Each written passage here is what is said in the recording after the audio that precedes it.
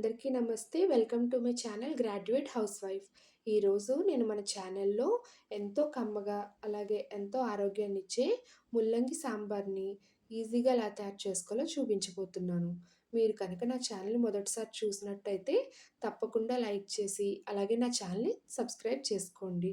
ఇప్పుడు ప్రాసెస్‌లోకి వెళ్ళిపోతే కళాయి పెట్టుకొని, అందులో 2 చెంచాలు నూనె వేసుకొని, అందులో కొంచెం జీలకర్ర, అలాగే ఒక చెంచాడు శనగపప్పు, ఒక చెంచాడు మినపప్పు, కాసిన్ని మెంతులు, ఒక 10, 12 మిరియాలతో పాటు ఒక 3 ఎండుమిర్చి కూడా వేసుకొని, కాసిన్ని ధనియాలు కూడా వేసుకొని, అవి బాగా ఫ్రై అయిన తర్వాత స్టవ్ ఆఫ్ చేసేసుకొని, అందులో 2 చెంచాలు ఎండు కొబ్బరి తురుము కూడా వేసుకొని, బాగా కలిపేసుకొని, అది చల్లారిన తర్వాత ఒక మిక్సీ జార్‌లోకి తీసుకోవాలండి.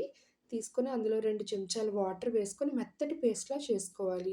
ఇప్పుడు అదే కళాయిలోని ఆయిల్ వేసుకొని గుండ్రంగా తరుక్కున్న పావు కేజీ ముల్లంగి ముక్కలు కూడా వేసుకొని, దాంతో పాటు చిన్న ఉల్లిపాయలు, మీ దగ్గర ఇంకేదైనా కూరగాయలుంటే అవి కూడా వేసుకోవచ్చండి. నేనైతే ముల్లంగి ముక్కల్ని మిగిలిన వెజిటబుల్స్ డామినేట్ చేస్తాయని చెప్పి, నేనిక్కడ ఓన్లీ ఉల్లిపాయలు, టొమాటోలు, ఒకే ఒక క్యారెట్ అయితే వేసుకుంటున్నాను. దాంతో పాటు 2 పచ్చిమిర్చి ఘాట్లు కూడా పెట్టుకొని, అవి కూడా వేసుకొని, ఒక 2 మినిట్స్ ఇవన్నీ బాగా ఫ్రై అయిన తర్వాత అందులో సరిపడా వాటర్ వేసుకొని మూత పెట్టుకొని 10-12 నిమిషాల పాటు బాగా మగ్గించుకోవాలండి.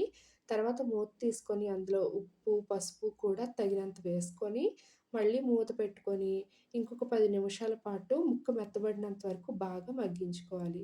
తర్వాత ముందుగానే రెడీ చేసి పెట్టుకున్న నిమ్మపండంత చింతపండు నుండి తీసుకున్న చింతపండు గుజ్జు వేసుకొని, బాగా బాగా మరిగిన తర్వాత అందులో ముందుగా రెడీ చేసి పెట్టుకున్న మసాలా పేస్ట్‌ని కూడా వేసుకొని, ఇంకొకసారి చక్కగా తెరలకాగనివ్వాలండి. తర్వాత నేనైతే ఇక్కడ కందిపప్పు, పెసరపప్పు కలిపి చక్కగా ఉడికించుకొని పెట్టుకున్నాను. మీరు కావాలంటే కేవలం కందిపప్పును కూడా వేసుకొని సాంబార్ చేసుకోవచ్చు. ఆ పప్పు మిశ్రమం కూడా వేసిన తర్వాత ఈ సాంబార్ తెరలకాగుతుండగా ఆఖరిలో రుచికి సరిపడా కారం, అలాగే కొత్తిమీర, కాసింత ఎండు కొబ్బరి తురుము కూడా వేసుకొని సాంబార్‌ని బాగా మరగనివ్వాలి. సాంబార్ ఎంత బాగా మరిగితే రుచి కూడా అంత బావుంటుందండి.